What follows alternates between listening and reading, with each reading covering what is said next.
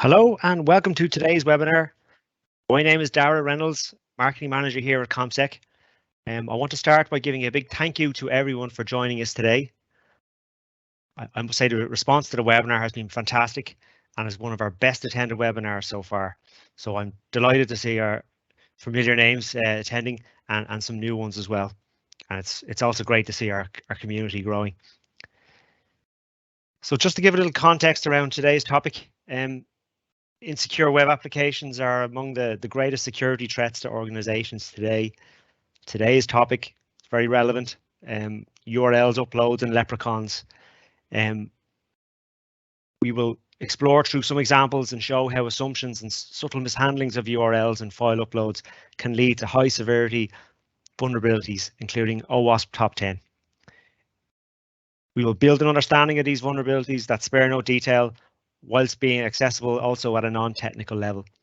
For those asking why leprechauns, well, we had a long battle internally over the name of this webinar, and because Paddy's Day was around the corner, we thought we'd get into the spirit of things early. So leprechauns represents those vulnerabilities that are out there. Just some housekeeping before we start. We're providing you a recording of the session and the slides, so you can circulate them around your teams after the event. We'll also have a Q&A session at the end of the webinar. So this is your chance to ask the web security experts anything you'd like. You can submit your questions through the right-hand panel of the webinar screen. So if you'd like to put a question in there, we'll get that rolling. Before I introduce today's speakers, just for those joining us for the first time, I want to give you a quick overview of CheckScan Plus, and after that we'll get straight into the technical content. So, what is CheckScan Plus? Well, it's a fully managed vulnerability scanning service that's powered by AppCheck's unique detection methodologies and connected to a CVE database with over 100,000 vulnerabilities. So it's very, very powerful. So CheckScan Plus delivers actionable, regular and verified reports from our security analysts. And what do we test? So we test external websites and external infrastructure, web servers, IP addresses, and then internal web applications, development environments, for example, and internal infrastructure and devices. So why would you use an automated vulnerability scanner? Well, traditionally, vulnerability scanning will be carried out as a one-off event, usually on an annual basis. The main issue here is that one-off scans don't accommodate for new vulnerabilities, which can arise, if you make changes to your application or networks. So regular vulnerability scanning offers much greater ROI than a one-off scan, keeping you constantly aware and secure against any new potential risks within your network. So some of the benefits of CheckScan Plus include, the full management of the scanning process, scheduling, configuration, and management, removal of false positives by our support team, predefined scan templates to suit whatever applications you're running and developing, high quality detailed reports, and full access to CheckScan Plus scans, so unlimited scans. So moving on to our speakers today, delighted to have Nick with us. Nick Blundell is R&D Director of AppCheck. His main focus is innovation in the automated detection of vulnerabilities, particularly in increasing complex and highly targeted web applications. Nick has a background in computer science research and has previously lectured in operating systems, computer networking, and distributed systems at University of Birmingham. He enjoys teaching coding and talking about vulnerabilities and coming up with ideas to fix them. We're also joined by Ian O'Connell. Ian is our CheckScan Plus and threat hunting lead at ComSec. Ian is responsible for the daily operations of the ComSec security operations team and vulnerability scanning service CheckScan Plus. In fact, Ian was part of the original team that developed CheckScan Plus a couple of years ago at ComSec. So Ian holds a Bachelor's of Science in Digital Forensics and Cybersecurity from the Technical University of Dublin, and he enjoys programming and developing tools to solve related security issues. So that's a pretty good lineup we have today. let me just bring Nick in now. Hi, Nick. Are you there? Hello, can you hear me okay? Let me just switch on my camera. Yep. Hello. Hello, everybody. Hi, Darragh. Just send you a live link.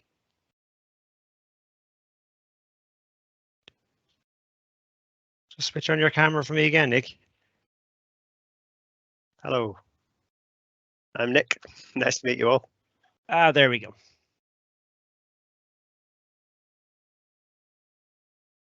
I see you now, Nick. Sporting the AppCheck t-shirt, I see. Yes, and no hair. Like my picture on there, but yeah. Yeah. You've had a haircut Yeah. Since, and I thought you would be wearing green today now because of our No, Paddy's but Day game. I have actually. I just remembered, if you can see, I've got these shoes on, slippers, which are Christmas elf slippers, but they'll do for this. Close yeah. enough. So thanks again. One. Really looking forward to your talk today. I've been on a couple of your talks now, and I've always found them really entertaining. Even though I'm not that technical myself, but I can hold my own in a conversation. So yeah, I'll let you get to it. That's okay. So I'm gonna share my screen now. So if you just let me know that you can see this, okay.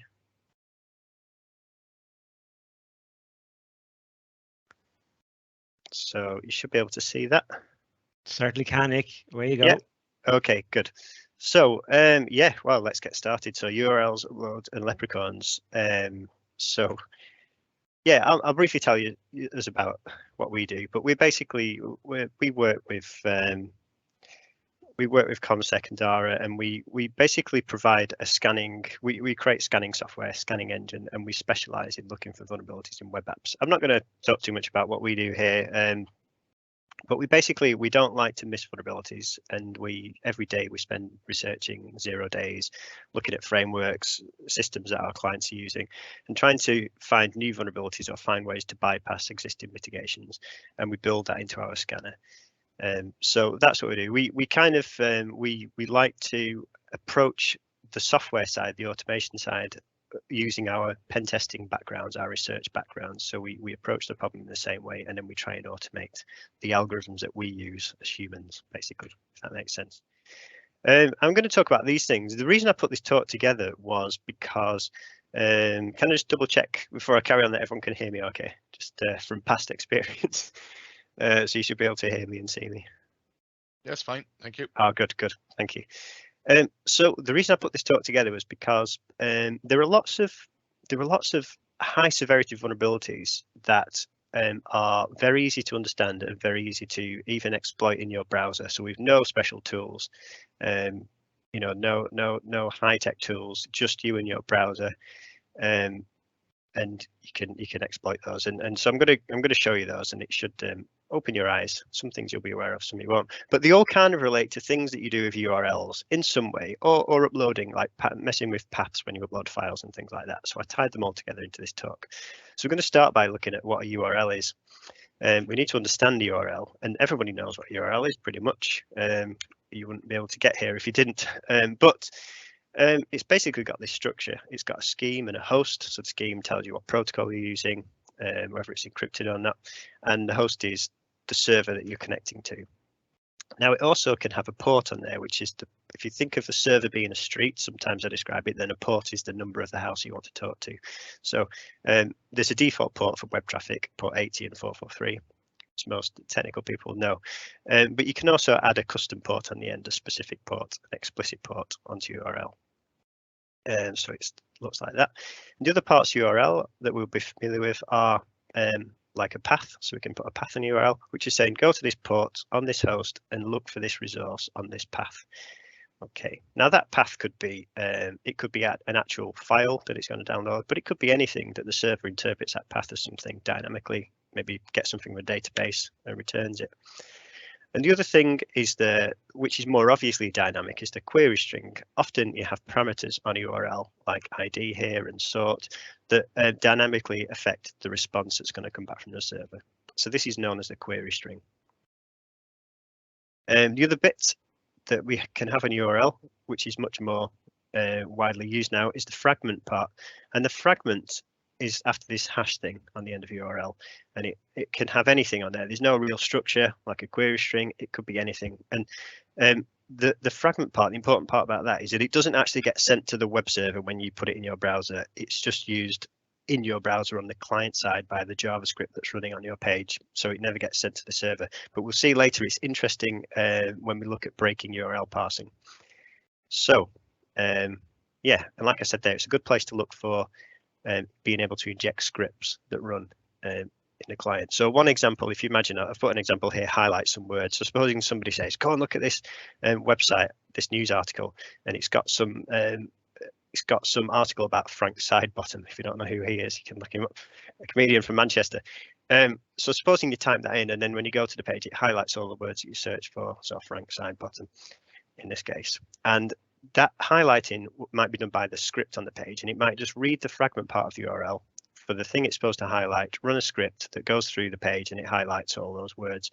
And it might be the case that you can put a script in there and it ends up reflecting the script back in the page so that you can inject a script into a victim's page. This is called cross-site scripting. But anyway, that's the fragment part of the URL.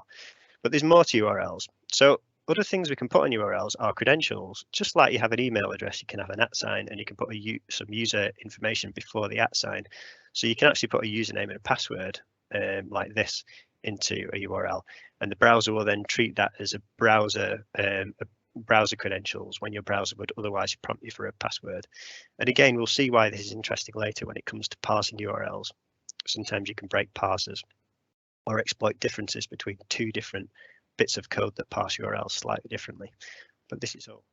But there's more stuff in URLs because there's these things that are so rare that you hardly ever see them now. I last saw these. Well, yeah, I last saw these on an app looking at a Yahoo app, and it was using these, and they're called path parameters.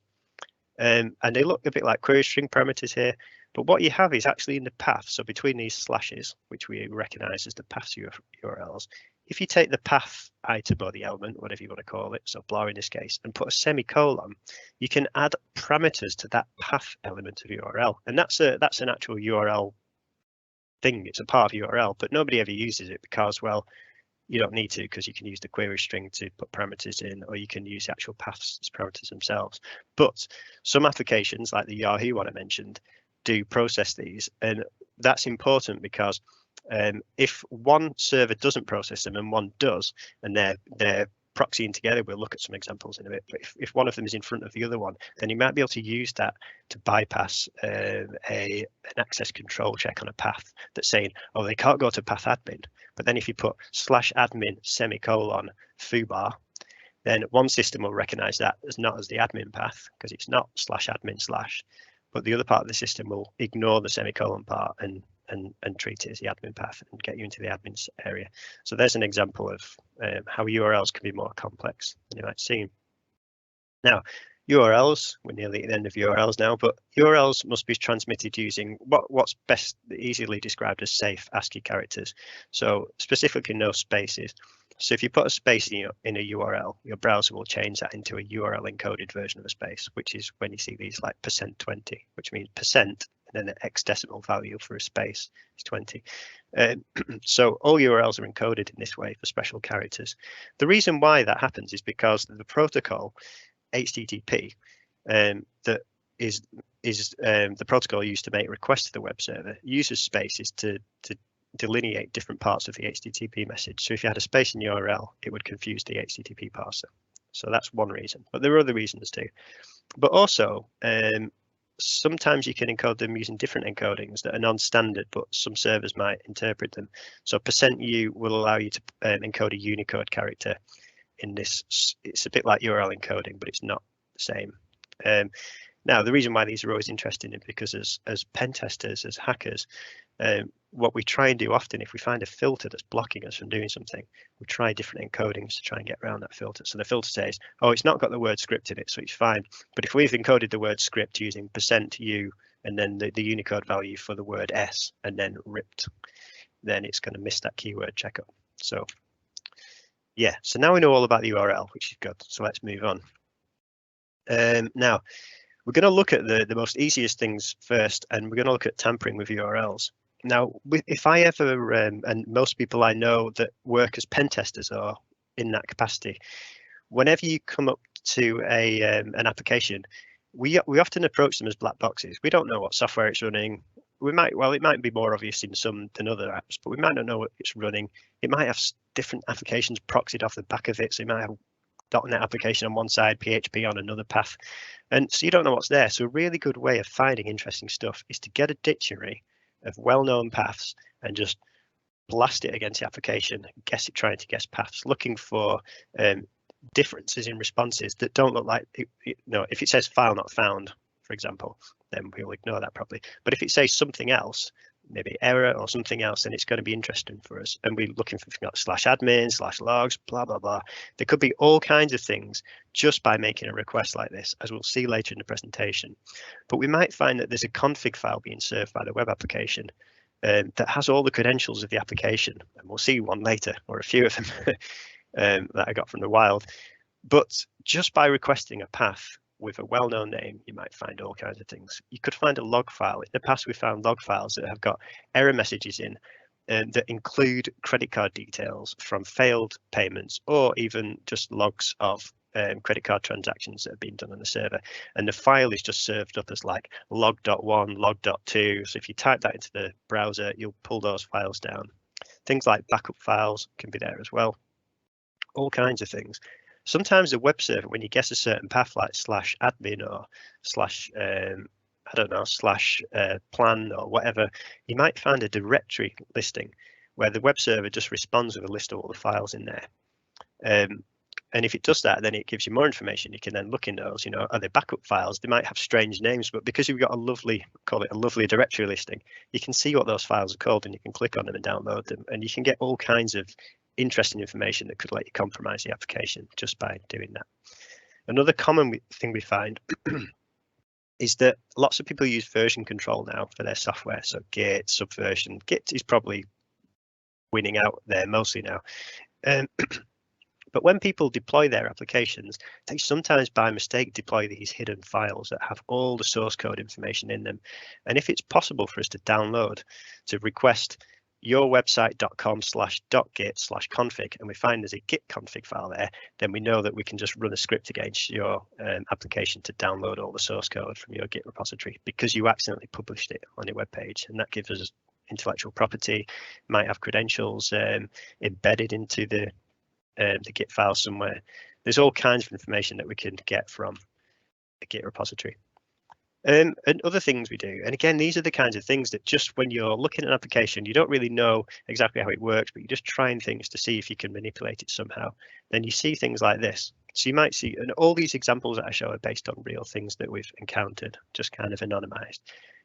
So you might see something like this that says status debug equals n.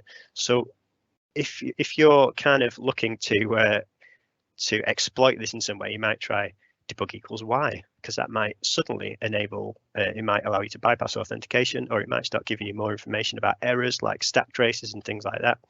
So just playing with things like this. And again, an example here that is crazy, seems crazy, but this is seen this kind of thing a few times. But examples of queries like this, and this might be a background request to an API, and we might notice a parameter on there that says authenticated equals false and authenticated equals true, and just by changing it from false to true, you suddenly find that you've got access to data. And you might think, well, why would an application have an option like that? And it's usually either because it was left in by testing, because it makes testing easier if you don't have to authenticate, which is pretty bad, but probably more likely is that two systems were integrated. One system was developed earlier, maybe as a back-end system, it was then exposed to the public, and then a front end was written for it, and it still relies on the front end to tell it whether it's authenticated or not, which sounds bizarre. So they're not kind of integrated correctly, and so these kinds of things happen. Yeah, something that we often see when we're looking at just a URL, you might see a URL takes a parameter like error message. And the reason it does this is just so the application can pop an error message up somewhere and something happens. So it says error message and then please enter your address. So it might be a form validation. But we might find that all it's doing with that when you load that page is it's reflecting this message in the page of the error message. And we might find it's a prime place to look for cross-site scripting, which is where we replace the error with a script, in this case, to pop an alert message up. But a malicious attacker, they would be looking to run a script in the background to hijack somebody's session when they're logged into an application, when they click on this link. So we might find we can inject a script in that way and get cross-site scripting to hijack another user's account.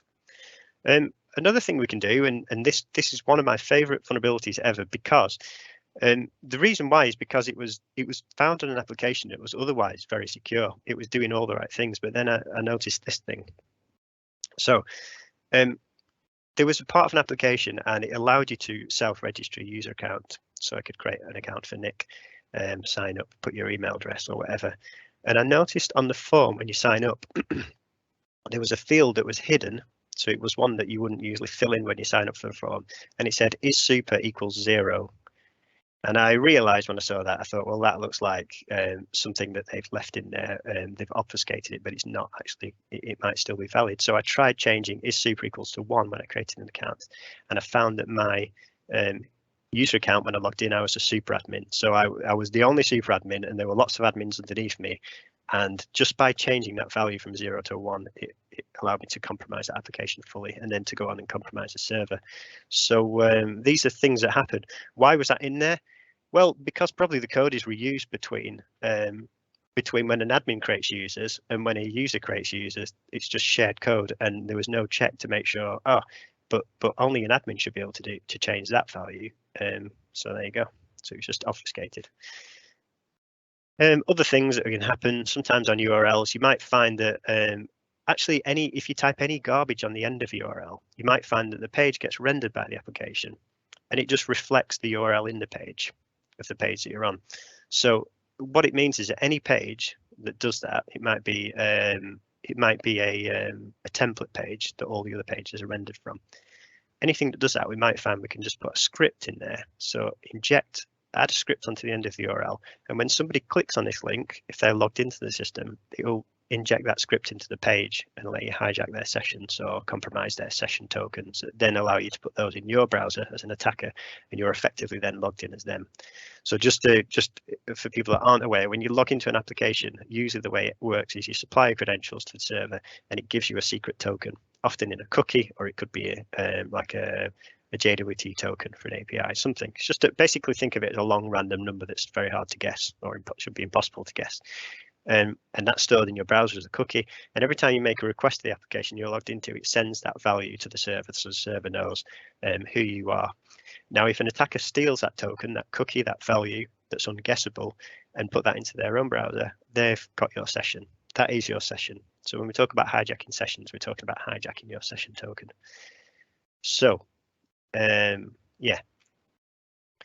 Another thing that is common is being able to access objects directly. And again, just by looking at URLs, you can play around with your own applications with these things. Like I said, all these things you can try in the browser, and lots of applications are vulnerable in different ways, as we'll see at the end of the talk. So for example, this one, so I might want to edit my user account, and I can see the URL when I click to edit my account says user/42 edit, and the kind of pen tester in me thinks, well, 42, that's probably my user ID in the database. What happens if I just change my URL and set that to 0, which is probably the first user, the admin user in the group? And I might find the application just then lets me start editing the admin users,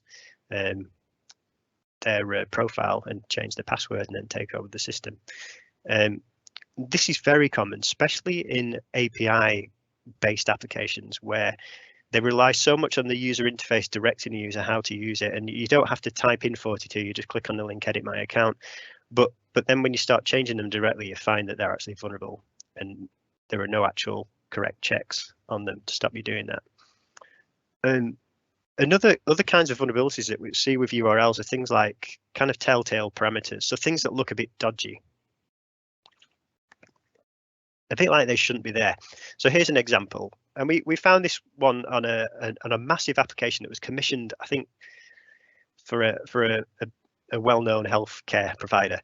You know, with lots of patient data and stuff like that, the most sensitive data, and to make the application as flexible as possible, they thought they would do it like this.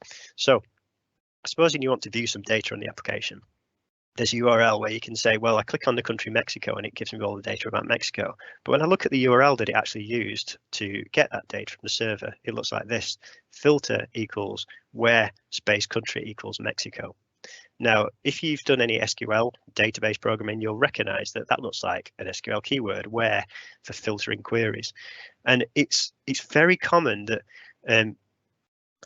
kind of without really realizing the danger of it, that a part of, say, a database query is exposed in a raw form to the user interface for maximum flexibility in filtering data and stuff, but it means that an attacker can inject their own SQL statements into here to compromise the server to grab all the data. I think I've got I've got an example here.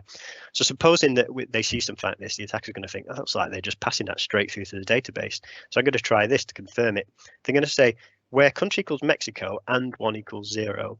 Where country equals Mexico and 1 equals 1. Now, if this is honoring this logic in the database, then what it means is that when they put country equals Mexico and 1 equals 0, the and 1 equals 0 is just another way of saying something that will always be false. So this whole thing should no longer match, and so it should change the content on the page. They won't just see things filtered by Mexico. Maybe they won't see anything, or they'll just see everything, but something will change when they do that. And if they can show that just by changing and 1 equals 0 to and 1 equals 1, and leaving the rest the same, that it then just behaves the same way as it did when you just put where country equals Mexico, then it looks like they're be able to add logic onto the end of the query. It's not breaking the application, it's just showing that they control the logic in that query. And then usually that means that they've got an SQL injection and they can extract data directly from the database. So stuff like that. Other common ones that we often see on devices, especially routers, like home routers and stuff. You might see a URL that looks like this. It says command equals ping and host equals foo, and that might be for checking your connection to the internet on some device like a router. And when an attacker sees that, bad guy, they're going to think it looks like ping is a well-known command that runs on a system. Host is probably what it's the argument to that command. So they're going to try this. So they're going to say command equals nc lvp 555 e bin bash. So what's that? Well, that's them trying to say, well, can I run any command on this device? And if I can, I'm going to try running netcat. I'm going to listen on port 5555 to the bash shell, which is basically opening a shell, like a terminal, a command shell on the server, and open it on a port so that they can connect to that port 5555 on that box to take over it to run arbitrary commands. So this is injecting a shell. So, and again, if you see anything like that, it's worth analyzing. An example of that that I remember that was interesting was one where there was an application and it was just there wasn't much you could do to it, but you could upload an avatar image for your account, so it had a picture of you on it or something. And I noticed in the URLs there was when it uploaded the file, it passed an argument to resize it. So it said like resize it to like, I don't know, 100 by 100 pixels or whatever it was. So it takes the original image you upload, then it resizes it. And it's possible, and in this case it turned out to be the case, that when they resized the image, they did it on a command line. So they opened, I think it was image magic, the convert command, which is quite common. They passed the original image and they passed the argument for the width that came from the URL onto the command line, but they didn't escape it correctly. So it's possible to add arbitrary commands to that command to get code execution on that server just by manipulating the size that it rescaled the image to. So things like that, sometimes you see it and you think, I wonder if they're just running that as a system command to make that work. And in which case you can then try adding system command kind of escapes and syntax to try and run arbitrary commands. Another example is this one where sometimes you see things like this and it's like an API or something and it says do action and then it's got this random value in there. But it might turn out that this is not actually random, but it's just an encoding of something. So in this case, let's think, well, I wonder if this is base 64 encoded, which is a common encoding to turn kind of binary data or awkward data with the wrong sort of characters into a reduced character set that you can easily send over plain text like email or something like that. So base 64 encoding is quite popular for doing that. So I find when I take this and I base 64 decode it, so it's not encrypted, just to clarify, when you encode it this way, it's not encrypted. It's just encoded in a different form that you can easily reverse back to the original content. So in this case, I say, I wonder if that's encoded, and then I say decode it, and I see that actually when I decode that value, it's this thing that it's passing to the server in the URL. Action view account is admin false. So what do? I think, well, I wonder what happens. First of all, I wonder why it's saying is admin and it's telling that, because the server should know if I'm admin or not based on when I logged in and my session and stuff. So if it's sending that, that's already suspicious. So I change is admin to true, but I've got to re-encode it in base64 like it was originally, because that's how the server digests it. So I re-encode my change value and then I send it on the request, and I might find that I've got some extra access, which would be awesome. So what we looked at so far is URLs, so messing with URLs, but like when accessing the system. But a whole other side of this is when you pass a URL to a system and the system does something with that URL. So so I've called this processing user controlled URLs. So anytime you put a URL into a system and it processes that, like I hinted at before with URLs, they're complex, they can do lots of things potentially. So getting a URL into a system is often worth exploring further to see what you can do with it. So yeah, so let's see what happens with this stuff. Where have I got to? So the first one, which is probably the easiest one to understand, is a thing called open redirection. And all this means is that often you see applications where, say, it's often common when you log into an application, or if you have a link to an application. So let's say we have a bank account and we have a link to our bank statement page, our transactions, and we might want to click on that to go and look at our transactions. Now, if we're not logged into the application, and the banking application should log us out periodically so we don't stay in too long, then rather than me having to click the link, log in, and click the link again, I click the link, it says, that's where you're going, but you need to log in again first, and then I'll redirect you. And you might see a parameter like reader or something like that. And it when you log in, it passes the page that you wanted to visit in there. So when you log in, it redirects you to that link. Now, open redirection is a problem where the application doesn't correctly validate where it's redirecting you to. So potentially it could redirect you anywhere, or it could be flawed in its checking of where it redirects you. So supposing a bad guy sees this and they think, I want to steal that user's credentials.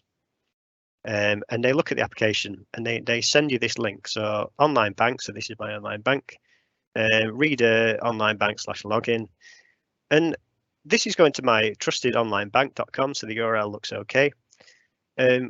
But when you log into the application, you get redirected here. And upon being told your login is failed, you re-enter your credentials in the familiar form, and your credentials get stolen because you might have noticed that the URL that was sent to us by the attacker to log into our banking application had a redirect to this thing, this onlinebank.com with no hyphen. So a slightly different domain name made to look similar to the original one, which is this. And the flaw was in the application. It redirected us anywhere after we logged in. And so what they did was a classic trick of cloning the login form and telling us that it failed to log in, even though we did correctly log in, but then our app redirected us to that redirection link that it shouldn't have followed, to the one that looked exactly the same as the bank that said you failed to log in, and we type our credentials in again, because most people would do, they wouldn't realize, and then the attacker steals our credentials that way. So this is a common attack, and that's open redirection, and it's easy to fix, but it's easy to exploit as well. And the other thing is user controlled URLs. So this is often like, supposing that you have an application where users can write blogs or they can write reviews or something like that.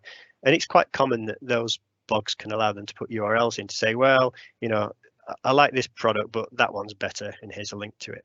So anywhere where an application allows a user to input a URL, you've got to be very careful.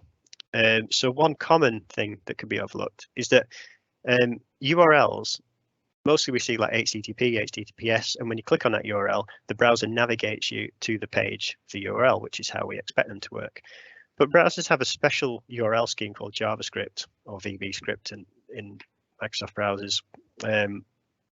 But if the URL starts with this word, like here, JavaScript, so this is a link in HTML, what it looks like, and if a user is able to add a link and prefix it with JavaScript : then what it does when somebody clicks on that link, it doesn't navigate the browser to a different page, but it runs the JavaScript after after that colon in their session, in their page. So if they're logged in and they click on a link that says free gift, then what this is going to do is it's going to pop an alert box up on their screen with their cookie, that secret cookie token that I mentioned earlier. Though this is just a demo, because in practice, the attacker wouldn't pop up an alert box saying, I've just stolen your cookie. They would silently probably redirect you to a page, but before doing that, they would steal your session token. They'd send it off to their web server. So they'd hijack the session. So we've got to be careful with URLs. And another side of URLs is server-side request forgery. And so this is all about, supposing the application takes a URL from a user, and then the server does something with that URL. So it might be a case that, supposing that, like I mentioned before, that like an avatar, a profile image that you upload to your account, and rather than uploading a file, it says, well, you can either upload a file from your computer, or you can pass it a link to a file on the web, to an image file. So in that case, you pass it URL, and you know that on the server, it's going to download that URL of that image and then use that as your profile. And so this is where we get into potential server-side request forgery, because URLs can take different forms, and we'll see. So let's have a look. So sometimes we'll look at an example where URLs are used for like integrating two systems. So supposing you have a front end system like this one, and it's going to give you some results when you go on this results page, but in the URL you notice that when you click on that link, that it puts it has this parameter called endpoint, and it points to this thing API.com, which might just be a separate service, like a microservice or something that's run by the same organization that does all the work in the back end. But the interesting thing to attacker is the question of why it's being passed in a parameter like this, which obviously an attacker is going to wonder if they can change it. So an attacker might say, what happens if I run that same URL, but I change the endpoint to say evil.com?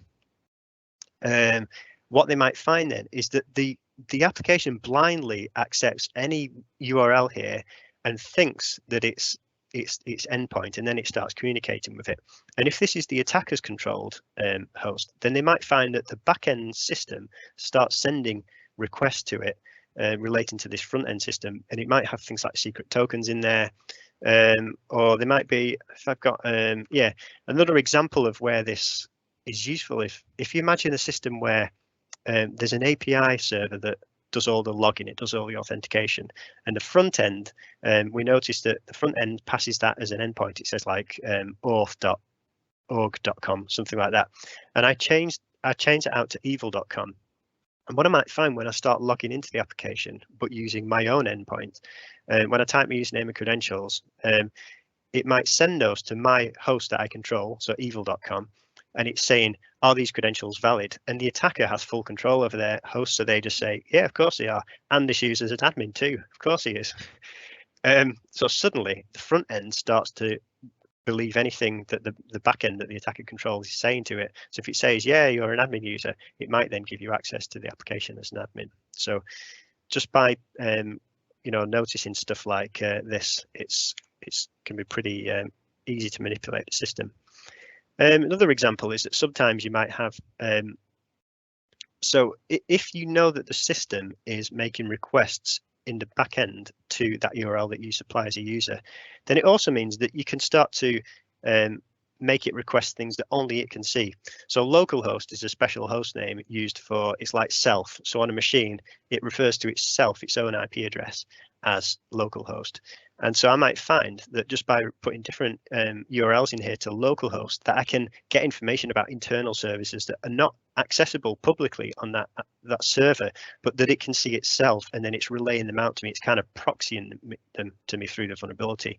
So I might then go on and write a script, because I don't know what's running on the server.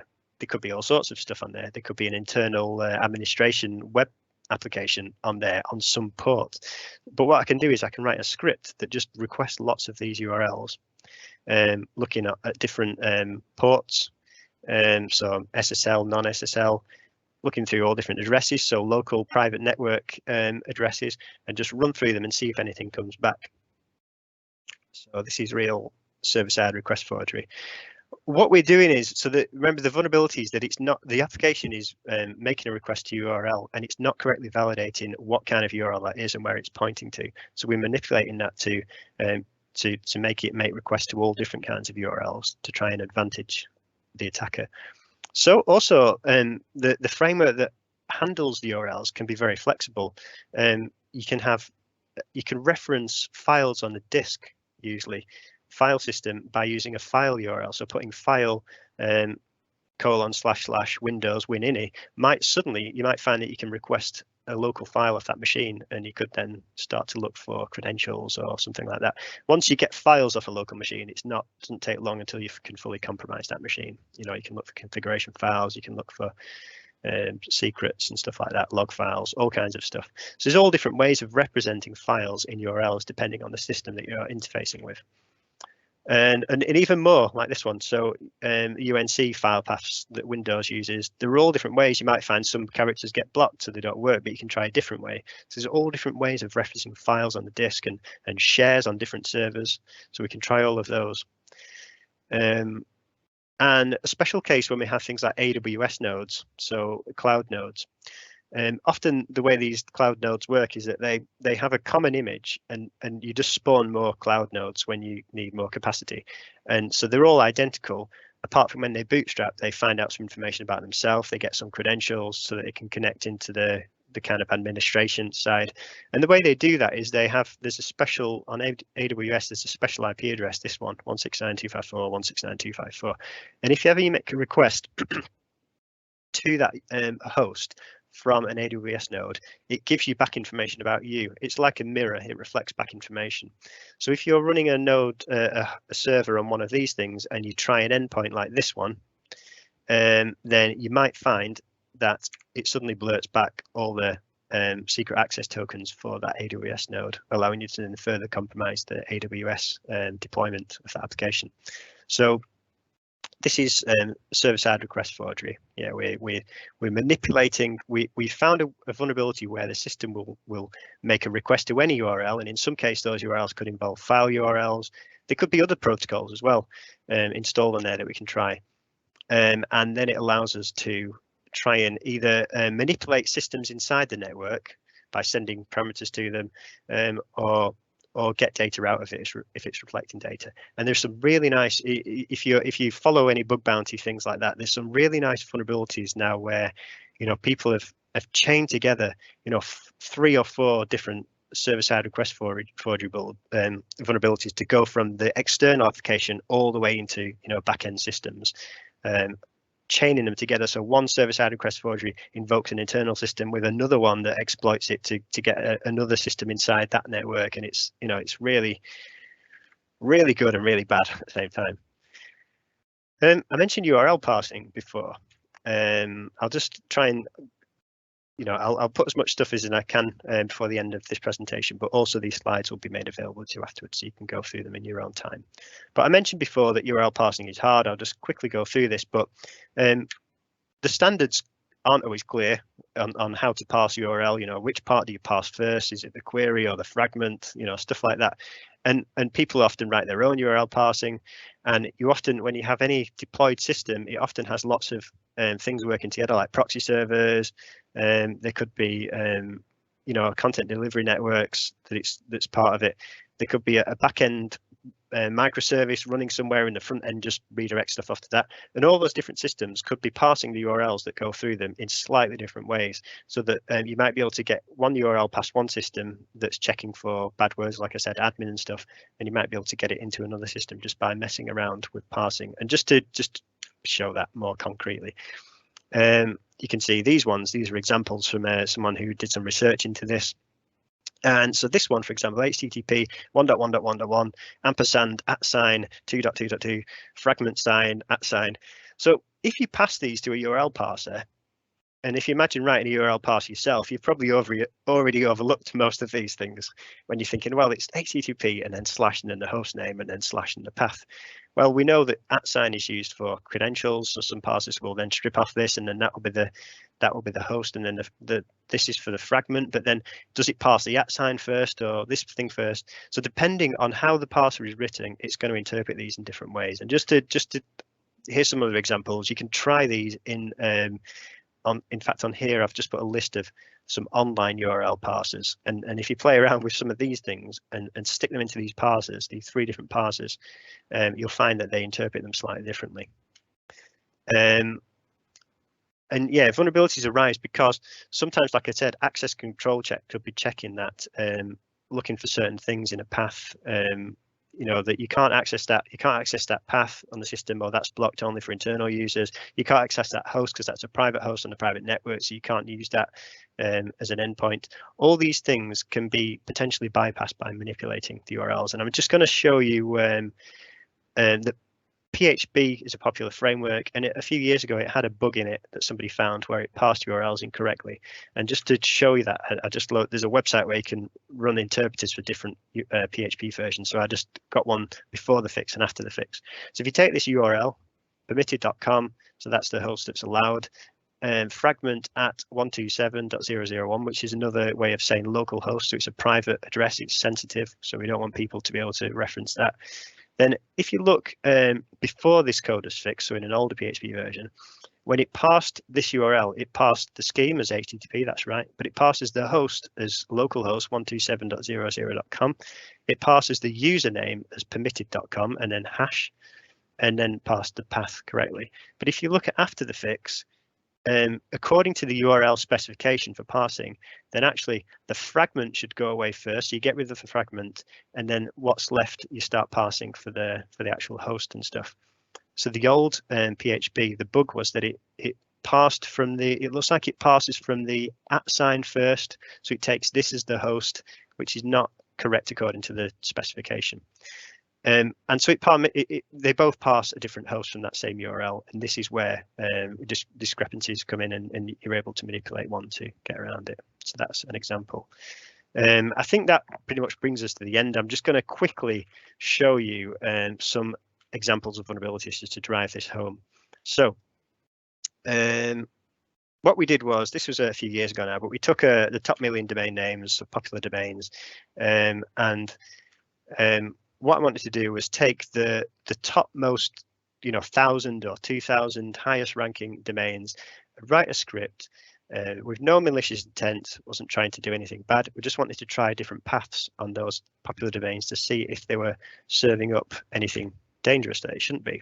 So we wrote a very quick scanner, and it just quickly looked for a few simple things. I called it mass URL scan. It was just a simple script. You put in all the domains, you put in a few paths, and you see what it can find. And we found lots of stuff, sensitive files. I'll just give you an example. So these are all top ranking domains. So just by looking for /config.json, so literally in your browser, you could type /config.json on the end. And in this case, it was finding configuration files with internal, in this case, it looks like an SMTP server. It's got credentials, stuff like that. So the web server was just serving it up directly off the web. Another common thing is Docker file, because lots of people use Docker now. And if you deploy your Docker file and that Docker file is being served up by your web browser, anyone can request it just by doing /Dockerfile. And you can see in here, there's lots of there's credentials, all kinds of. In fact, the Docker file usually contains the full configuration for that application that seeds everything else when it runs it. Similarly, Docker Compose files, which are similar to the Docker file in a sense. It has all the configuration for the Docker system, and you can see these ones. When I just put that into my browser, I got all the credentials for that application.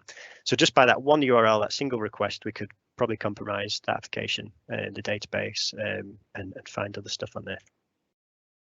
Another Docker Compose. Again, it's got all kinds of stuff in here. It's got all the credentials for that application.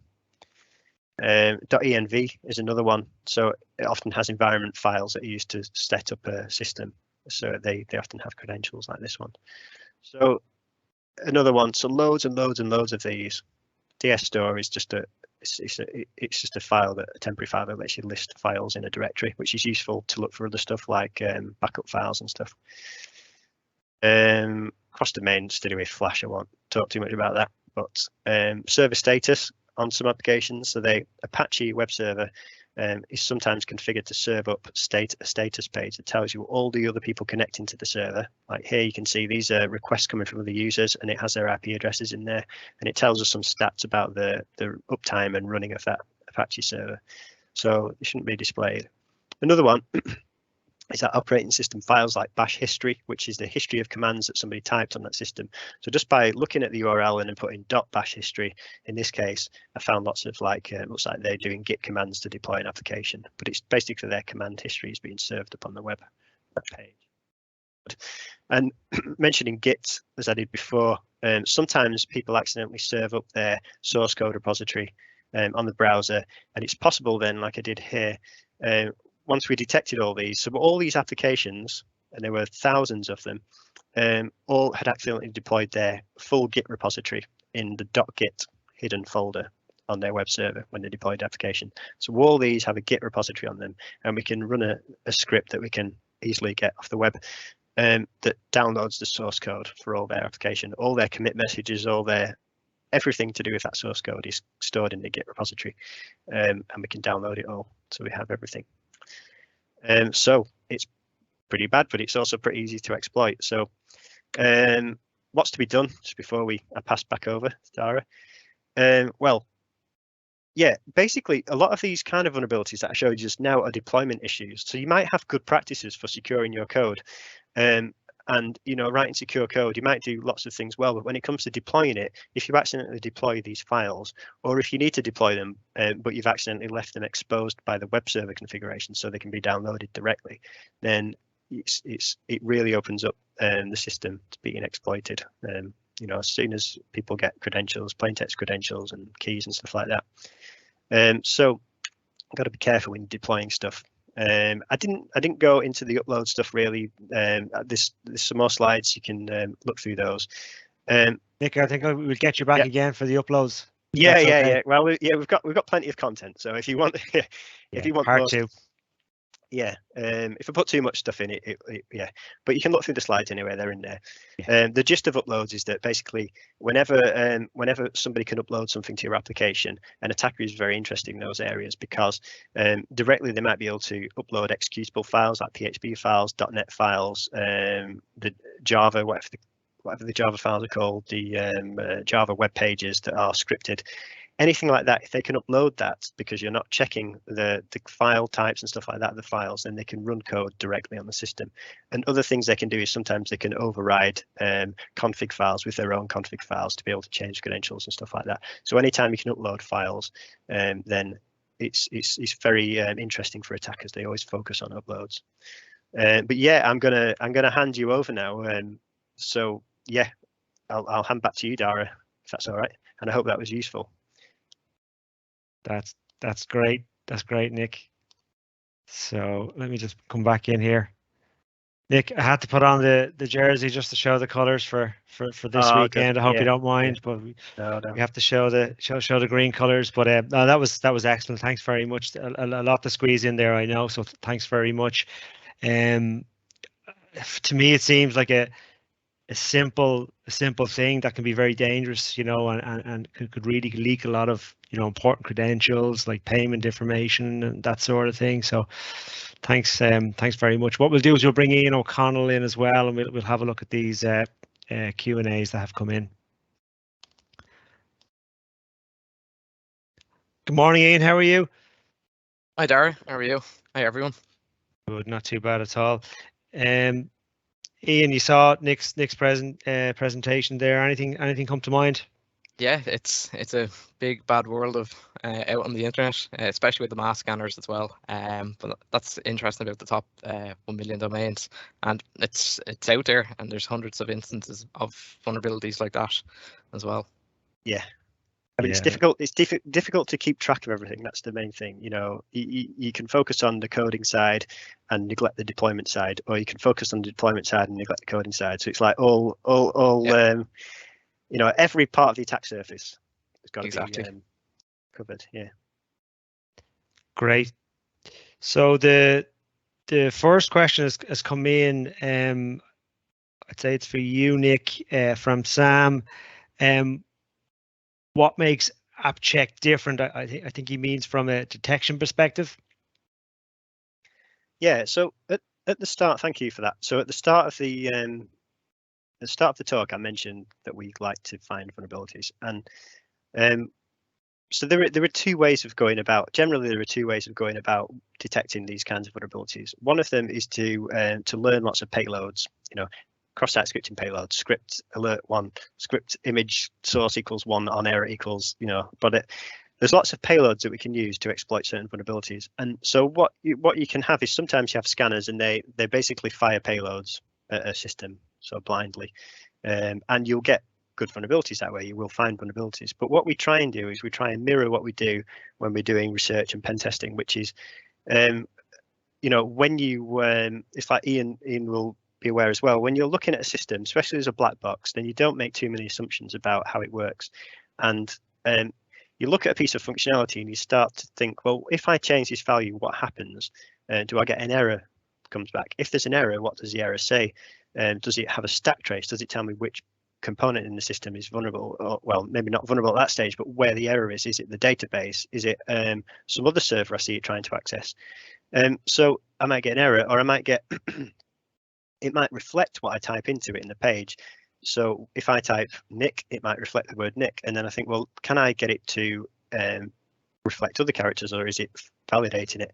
So I'm trying different things and I'm seeing what happens. So it's like a cycle of put some stuff in there, look at the feedback, see what happens, and then change the approach based on what we see. Can we encode characters in certain encodings? And what happens? Does it decode them? Does it double decode them? If I encode them twice, does it decode them twice? Which might seem a bit silly and not interesting, but it is interesting if we start looking at bypassing filters. And we know that one layer of the application is decoding a value, and another layer is also further decoding it redundantly. It shouldn't have to do that, but maybe it's doing it because they're not integrated well. And so it means to get past the first thing, I encode it again. It doesn't spot the stuff I'm trying to do. The inner layer of the application then decodes it again and decodes it again or whatever, and it goes back to the original value I put in, and it's bypassed a filter, and I'm able to exploit it. So we talk about this as kind of being first principles. So the scanner is going through workflows. It's trying stuff and it's seeing what comes back. Does it get an error message? Does it get a page not found? Does the page length change when it does something, and does it change consistently? Does it when we inject a certain value, some logic value like the database injection thing I mentioned, like the 1 = 1 = 0, does the whole page change or does part of it change? Those little things we notice, and then we refine our kind of injections we do in our probes to do it. So that's how we're looking for vulnerabilities. Right. And so it means, in a nutshell, what it means is that if we fire payload after payload after payload, static payloads that we've grabbed from a web, and there are lots of them, they might all fail to find a vulnerability because they're all assuming something about how it's treating encoding or something like that, or the context of the vulnerability. But what we're looking at is saying, oh, it's reflecting input and it's in this part of the page, or it's in a JSON response to an API. Therefore, we can try and find a vulnerability by adapting for that particular context. So that's how it works in a nutshell. Yeah. Super, Nick. Thanks for that good answer there. Next one, I think this is for you, Ian. Gavin is looking for more information here on the fully managed service piece from CheckScan Plus. So you might give us a couple of bullet points on that. Yeah, sure. So what we tend to do to bolt onto AppCheck with the CheckScan Plus service is that we do the heavy lifting, and we do the scan configurations, we manage the scans, any errors, any kind of things that come up. But on top of that, we validate each and every vulnerability that comes back off a scan. So we eliminate the false positives that go back out to customers in reports, and they get a clear kind of highlighting report of the most impactful kind of vulnerabilities that would be out there, as well as they get an analyst summary on top of their scan report groups. So our analysts will go off and they'll find screenshots, that kind of thing, which will reflect back maybe vulnerabilities, whether it's cross-site scripting, if it's SQL injection, if there's a server configuration issue that might be there. We'll also report back on that in the analyst summary. So we tend to then tailor the scan templates for customers. So if they're running a certain CMS or framework, once we find that out after a few initial scans, we can configure it to run faster, run quicker, that kind of thing, where they can get the scans out and back to their stakeholders as well. So we tend to give more context as well with the vulnerability scan reports. That's great, Ian. Thanks for that. Thanks. I have one myself, which I'll put to the two of you, but the since the turn of the new year, I think vulnerabilities have hit the headlines. In particular, the Log4j really hit the headlines. And I'm just wondering, what are the lessons learned from that debacle? Do you John, yeah, take that, Nick? Yeah, it's a good question. What can we learn from that, really? What we can learn from it is that that we always need to be looking for vulnerabilities and not taking things for granted. I imagine the login part of the application, the login library, I imagine it's so widely used and it's so commonplace in pretty much every enterprise Java application uses it for logging events that happen in the application. It's so widely used that probably researchers for a long time just thought, well, that's not going to be very interesting. It's just a logging system. And then it turns out that it's got this functionality to like dynamically alter the logs based on context and stuff, which probably a lot of people don't even use anyway. They just stick log messages in there. So when an attacker comes and injects some of this dynamic syntax and then is able to basically pull down some code and run it on the server, it kind of, it makes you think that you kind of got to look everywhere. And yeah, I mean, there's probably so many vulnerabilities like that where they're just kind of dormant. Then somebody kind of they think, oh, well, someone's got to look to that already, and then they go along and have a look at it and think, actually, what's going on here? You can download code via a log message. Yeah, I mean, what can you do? But I mean, the way we approach stuff from a scanning perspective is that we assume nothing about the system. So if we know a system, it might not even be a Java application, it might be a PHP application, and but we might try those kind of probes to look for that vulnerability, because there could be some system right on the back end that is passing stuff to, maybe some kind of back office system where data goes to that is using some Java application with Log4j that's not been updated yet, and then we want to get our payload going all the way down there and looking for, see if we can exploit it. But yeah, I mean, it's a good example. We've got to keep on our toes and yeah. No, I think Ian will validate this as well, but I think our customers are very appreciative of how quick the response was getting that patched up.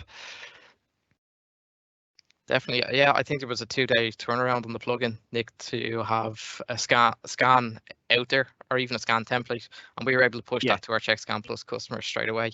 I think some of them got it automatically on if they had a Saturday or Sunday scan, and so it was vital on identifying. We got a true positive hit, so it was great. And then we could start off the instant response cycle then with the customer. So it's great the ability that AppCheck has inbuilt in the scanner.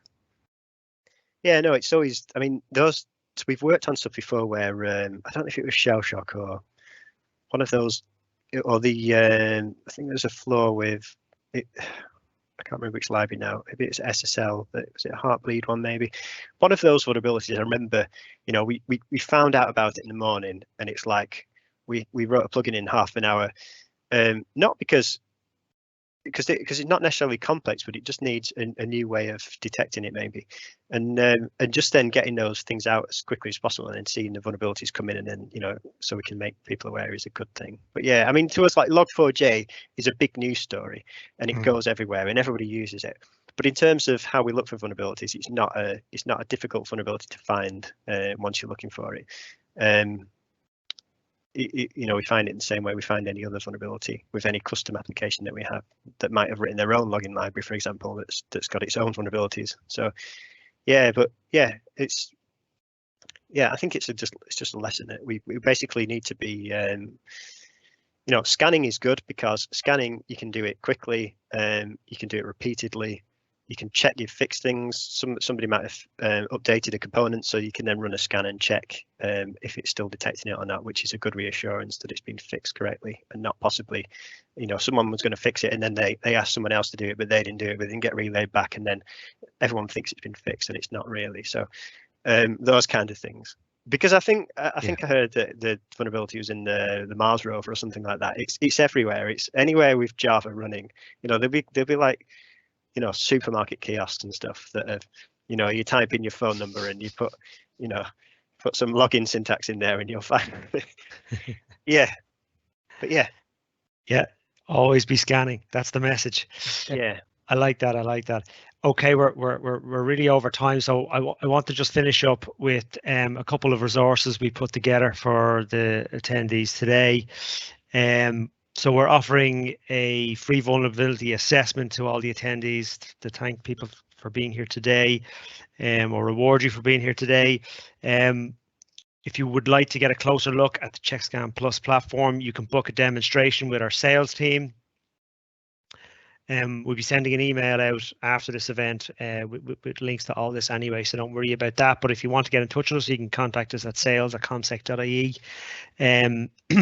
I have to say, AppCheck have an excellent vulnerability security log blog, which is available on their website. I'll have a link to that for you as well. Their latest post is on app authentication, so go check that out. We've also got our own blogs on checkscanplus.com and comsec.ie.